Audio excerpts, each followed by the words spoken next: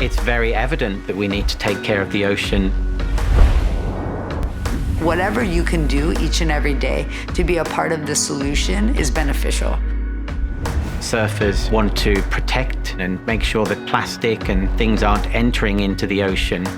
It's easier to be inspired by people that are making conscious choices that lessen their impact on the environment.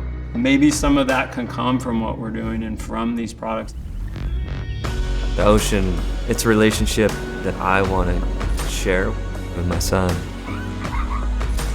I saw him start picking up trash. I didn't ask him to, and he just started doing exactly what I did. If we want to continue to be here, we really have to reverse a lot of the damage that we started to create.